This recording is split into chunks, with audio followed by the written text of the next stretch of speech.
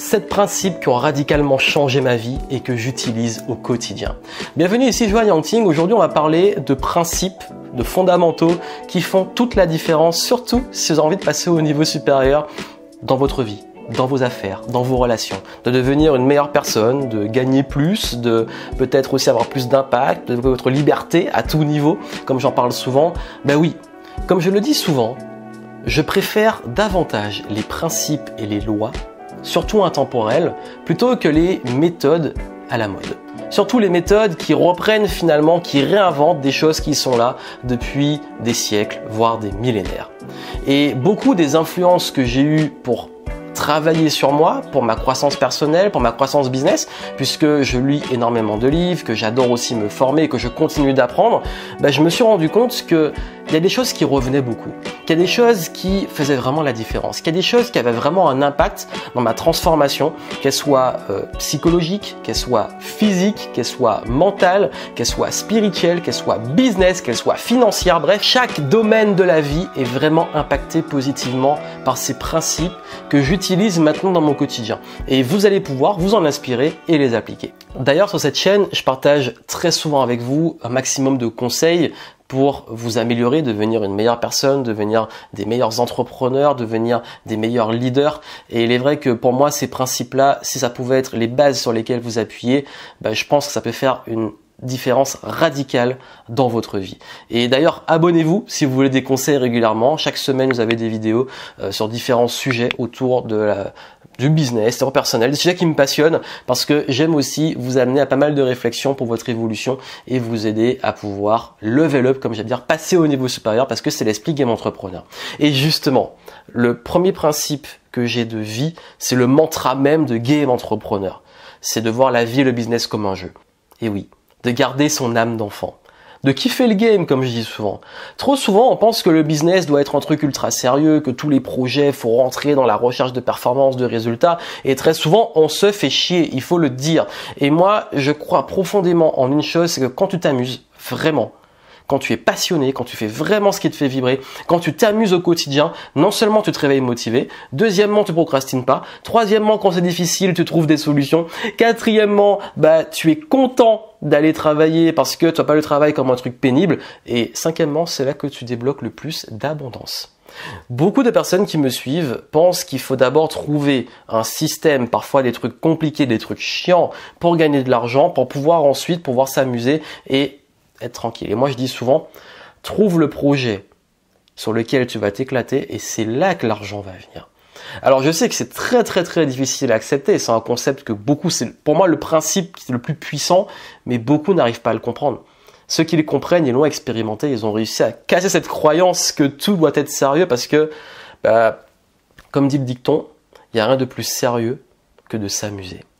Donc voilà, je vois le monde comme un grand open world, comme on est dans le langage du jeu vidéo. Vous l'aurez compris, un game entrepreneur, il y a une notion aussi très liée au jeu vidéo. Mais quand je dis comme un jeu, c'est pas qu'un jeu vidéo, c'est vraiment s'amuser. Et justement, si on revient à la métaphore des jeux vidéo, c'est un grand open world et moi, je joue et je peux incarner qui je veux. Et je peux changer de personnage en cours de route. Je peux rencontrer des PNJ, je peux rencontrer donc des personnages non joueurs, je peux rencontrer des vrais joueurs, je peux rencontrer aussi des difficultés, des challenges, des boss. Je peux parfois me planter, les échecs, repartir. Bon, c'est sûr que là, la différence, c'est que le game over, il est définitif quand on est mort, quoi qu'on ne sait pas vraiment ce qu'il y a après. Et justement, c'est ça qui est génial, c'est que quitte à jouer, autant faire en sorte que la partie soit la plus fun possible. Et oui, voici mon premier principe. C'est d'ailleurs l'une des choses dans lesquelles je vais plus filtrer mes projets sur cette question de est-ce que je vais m'amuser. S'amuser, c'est pas que tout est toujours agréable. S'amuser, c'est aussi savoir que malgré les difficultés, malgré les galères, malgré les résistances, on va avoir un vrai sens profond de passion dans ce qu'on fait. Être passionné par ce qu'on fait, avoir ce feu sacré, c'est ultra important. Deuxième principe, c'est de toujours investir dans les choses que je comprends, que j'aime et surtout que j'utilise très souvent.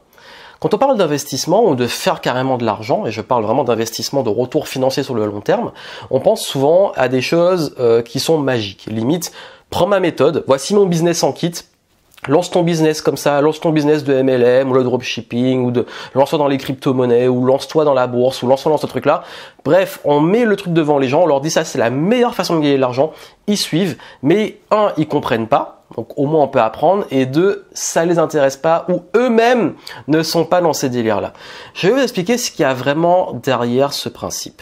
Déjà, la première chose dans laquelle j'investis le plus, et c'est pas une chose, c'est une personne, c'est moi. Parce que oui, je m'aime. J'ai dit, j'investis dans ce que j'aime. Ben, je m'aime. Encore heureux, si je m'aime pas, qui va m'aimer. Voilà. Donc, si moi-même, j'ai envie de m'améliorer et j'ai envie du bien pour moi, j'investis en moi. Ça veut dire quoi investir en toi? Ça veut dire, continuer à se former, continuer aussi, non seulement d'apprendre, je réinvestis entre 20-30% de mes bénéfices dans mon apprentissage, des livres, des séminaires, du coaching, du mentorat. Bref, j'ai toujours soif d'apprendre et j'aime évoluer et apprendre. Et d'ailleurs, c'est ce qui fait que j'achète souvent plus de livres que ce dont j'ai vraiment le temps. Enfin, ce que j'ai le temps de lire, ce qui fait que souvent ça s'accumule et je fais des grosses sessions de lecture. Bref, j'adore apprendre. Vous l'aurez compris. D'ailleurs, si vous suivez déjà la chaîne, vous avez capté ça. Et si vous la suivez pas encore, vous verrez que je parle souvent de livres. Donc, oui. Ça, c'est la première chose. La deuxième chose, elle est très importante. Dans quoi j'investis? Dans mon business, parce que c'est mon activité, c'est mon bébé, l'écosystème game entrepreneur. J'investis beaucoup dedans. Donc, dans les personnes, donc ce qu'on appelle les ressources humaines. Donc, dans ma team, pour les talents. J'aime pouvoir stimuler des personnes, les aider à être au maximum et pouvoir contribuer dans ce projet qui lui-même contribue auprès des personnes qu'on accompagne. Et également, j'ai des investissements qui sont externes. Notamment, quand j'investis dans des boîtes, c'est des boîtes dans les domaines que je comprends, que j'aime, et même des boîtes chez qui j'ai des actions qui sont carrément des outils, des choses, ça peut être de la tech, ça peut être des objets, bref, les produits et les services qu'ils proposent, je les utilise moi-même. C'est un truc qu'on m'a appris aussi en investissement, c'est que oui, si toi-même tu as d'un côté intuitif d'utiliser quelque chose et de comprendre, de le maîtriser, il y a de grandes chances que ça soit un bon investissement. C'est pas toujours le cas, mais moi c'est ma philosophie. Encore une fois, ce sont mes principes et jusqu'à ce jour, ça m'a toujours bien réussi. Et vraiment, cherchez vraiment qui vous passionne et comprenez ce que vous faites. Il n'y a rien de pire que de mettre de l'argent dans des trucs qu'on comprend pas. C'est la meilleure façon de le perdre, de se faire avoir. Combien par cupidité finissent dans des trucs de jeux d'argent ou d'argent facile ou de trucs comme ça. Oui, et les crypto-monnaies aussi, ça me passionne pas mal. Et dans le spectre est assez large dans la blockchain et même les cryptos. Mais moi, je suis vraiment sur les points que je maîtrise et qui me font marrer et que j'aime bien. Parce que j'ai un côté geek aussi. Bref, tout ça qui fait que vraiment ce principe d'investir dans ce que j'aime, en commençant par moi, et ce que je comprends, et si je comprends pas et que j'aime, je vais le comprendre, c'est ce qui fait et qui fait la différence et qui m'a aidé justement à développer cette indépendance financière. Troisième principe, les 3 C.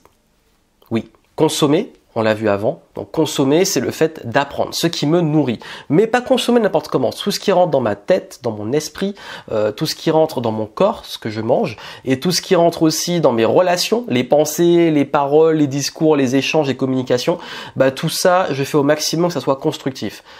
Sans rentrer dans le truc très strict. Parfois, j'ai envie de bouffer de la merde, parfois j'en bouffe, parfois j'ai des pensées négatives, parfois je tombe sur des personnes toxiques et qui m'embarquent dans leur truc, je reste humain.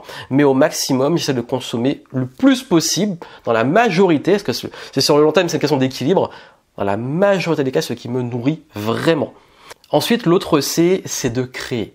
Toujours créer du contenu, créer dans le sens améliorer, innover, toujours trouver des idées, de choses que je peux implémenter, avoir des projets, créer. N'arrêtez jamais de créer. C'est-à-dire c'est partie du game parce que le moment où on arrête le mouvement, c'est là qu'on finit par stagner et pourrir. Donc c'est important d'avoir cette dynamique de créer, de pas rester que à consommer justement.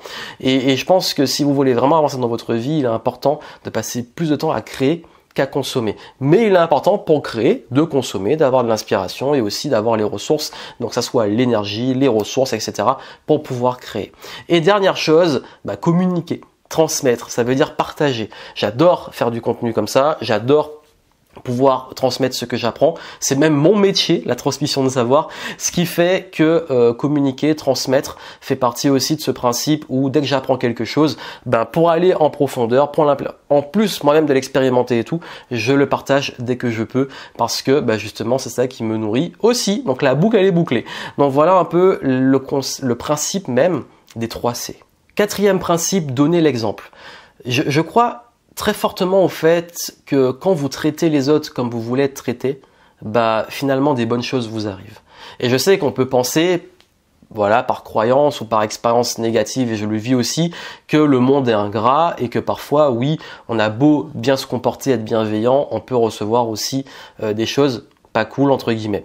Mais de façon réelle, je vais vous dire une chose, plus vous traitez les gens de façon bienveillante, plus vous traitez les autres avec respect, dans le cadre de vos valeurs, plus dans la majorité des cas, vous allez toujours tomber sur des personnes malveillantes, des cons, etc., tout ce que vous voulez.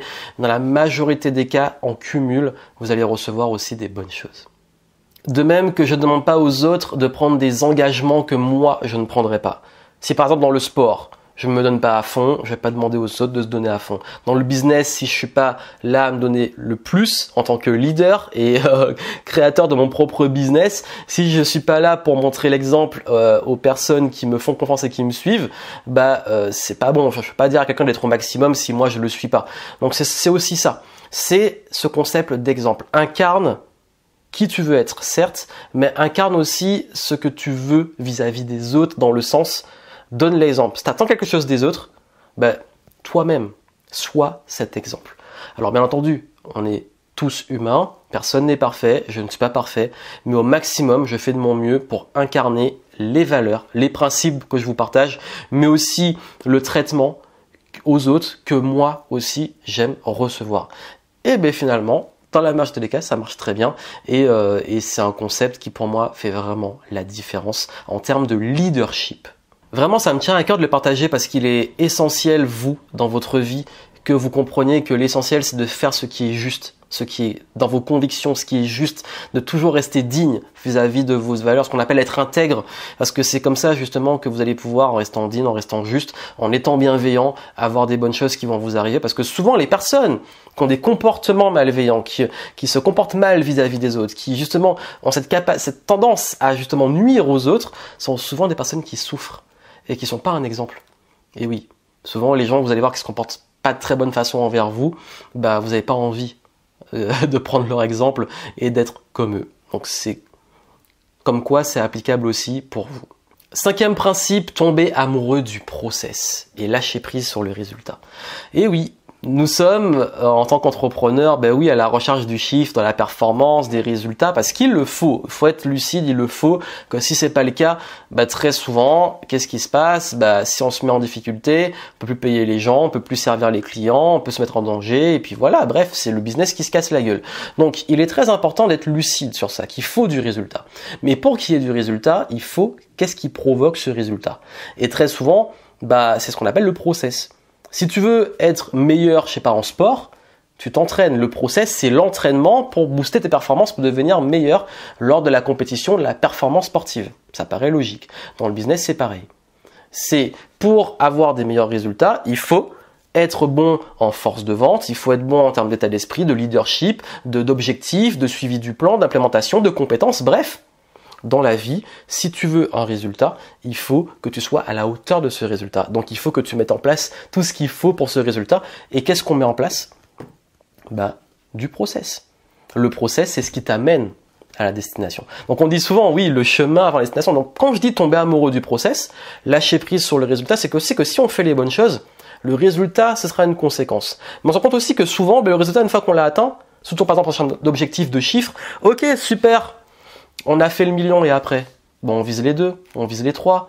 Ah super, on a réussi à créer ce produit et après, bon, on continue, on crée un autre, on l'améliore. Bref, on se rend compte que souvent quand on a un rêve ou un objectif, une fois qu'on l'a atteint, ok super, what's next? Bah c'est ça en fait. Et en fait, je me rends compte souvent que c'est plus le process que j'aime, le process de créer, le process de faire ce que j'aime dans mon business et focaliser dessus et tomber amoureux de ce process. C'est ça qui me permet justement de provoquer les résultats et aussi de m'en détacher. Comme ça, on est moins dans l'ascenseur émotionnel de là c'est bien, là c'est pas bien, j'ai réussi, j'ai échoué et on est plus sur ok, qu'est-ce qu'on fait concrètement et comment je par effet cumulé, tous les jours, fais des choses qui améliorent ma vie, mon business, etc. Sixième principe, la simplicité. Alors oui, la simplicité, c'est pas si simple. Et oui, effectivement, je l'ai dit d'ailleurs, j'ai fait un post comme ça sur Facebook il y a pas longtemps. Oui, en fait, faire simple n'est pas forcément simple et encore moins facile. Mais c'est Léonard de Vinci qui disait que la simplicité, c'est la sophistication ultime. Ben oui, parce qu'en fait, dans le business, tout ce que je fais, j'essaie de le faire avec un maximum de simplicité. Je parlais des process juste avant. Dès qu'on fait un process, ma règle avec la team, c'est comment on peut faire le plus simple possible. Expérience client, le plus simple. Toujours faire du tri, toujours s'alléger, toujours aller sur les choses qui sont les plus simples. C'est vraiment extrêmement important et c'est plusieurs qu'on le pense parce que justement ça demande d'enlever des choses, d'abandonner des choses, de faire de la place et souvent dans mon business je passe beaucoup de temps d'ailleurs à faire de la place du bordel que je peux créer, à avoir tendance à créer parce que j'ai ce truc de toujours vouloir créer plein de trucs et en fait la complexité c'est l'ennemi de la croissance. Et justement si vous voulez réussir à passer à un autre niveau, il y a des lois, comme parler des lois, hein, des principes, la loi de Pareto, les 80-20, miser sur les 20% qui ramènent 80% de résultats, donc les 20% de process là qui vont amener les 80% de résultats, et faire simple. Et je me suis rendu compte qu'avec le temps, dans tout ce que je faisais, même dans la vie, j'essayais toujours d'aller à la simplicité. Ça veut dire qu'est-ce que je peux faire de plus simple, de plus direct, de plus court pour avoir le résultat que je veux. Et ça n'a rien à voir avec la paresse ou le fait de chercher absolument la facilité. Il faut vraiment différencier simplicité et facilité. Simplicité, c'est que les choses sont, on va dire, épurées. C'est comme une sorte de minimaliste de concept de vie. Alors que la facilité, c'est qu'il n'y a pas d'effort. La simplicité elle-même demande un effort. Donc c'est déjà pas compatible avec la facilité. Bref, vous avez compris. Ce qui veut dire que bah oui, ce principe de simplicité est extrêmement important pour moi et c'est peut-être celui que j'ai le plus de mal à appliquer parce qu'il est extrêmement complexe au final, voilà. Comme quoi, justement, si on dit que c'est ça la vraie sophistication, c'est justement parce que ça demande, quand on arrive à cette simplicité, à avoir des résultats phénoménaux. Septième principe, alors celui-là est beaucoup plus peut-être spirituel. Il est beaucoup plus basé sur une philosophie de vie. Et puisque justement, philosophie de vie, faire confiance à la vie. C'est ce principe de faire confiance à la vie. Ça veut dire quoi? Ça veut dire que peu importe ce qui se passe, j'ai confiance. Parce que je serai toujours à la bonne place. Parce que je serai toujours à faire ce qui est juste. Parce que tout ce qui se passe, finalement, je vais m'adapter. Je ferai ce qui est juste, je ferai ce qui est bon. Et j'ai confiance en moi, mais en plus à des choses supérieures. Alors, c'est pas lié à des croyances, qu'elles soient religieuses ou de la foi ou autre. Enfin, oui, quelque part, c'est un peu de la foi, mais c'est plus en fait une décision. Je reste persuadé qu'on décide de la vie qu'on veut avoir dans le sens, on décide du sens qu'on lui donne. Alors, on décide pas des problèmes qui arrivent. On décide pas de ce qui se passe. On décide pas des choses qui nous impactent. Et d'ailleurs, je dis souvent, gratitude d'avoir une vie où les problèmes peuvent être résolus parce qu'il n'y a rien de pire que d'avoir des problèmes qu'on ne peut pas résoudre ou qui sont extrêmement compliqués.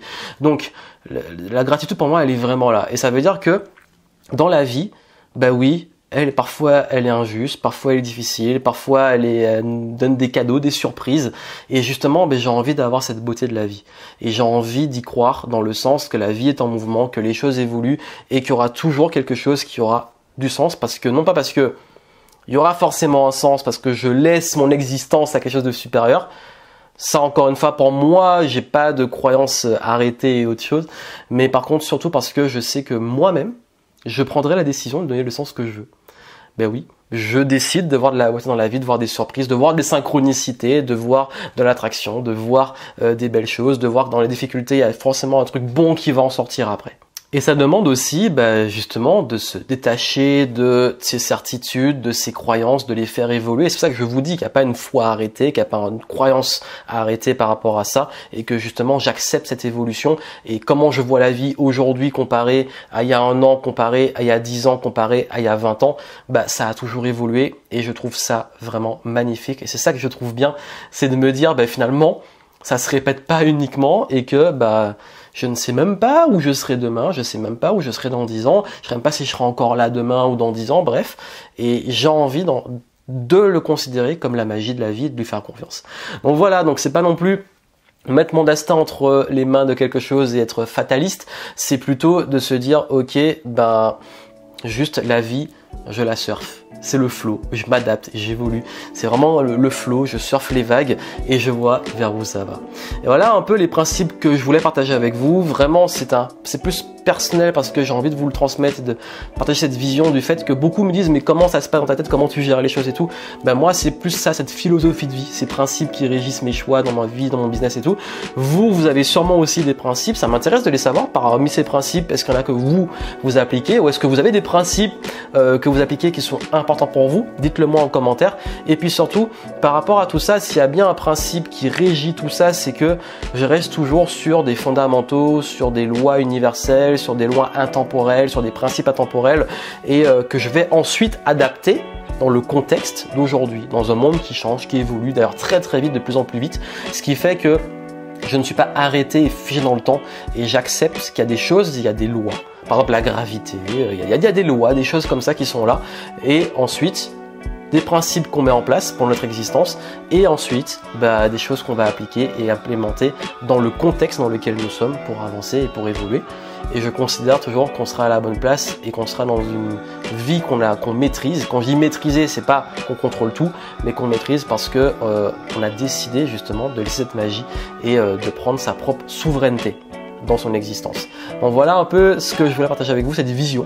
Et j'attends vos retours en commentaire sur vos principes que vous appliquez. Et c'est pas encore fait, comme je l'ai dit, abonnez-vous pour plus de vidéos. Et surtout, je vous souhaite plein de succès et je vous dis à très bientôt.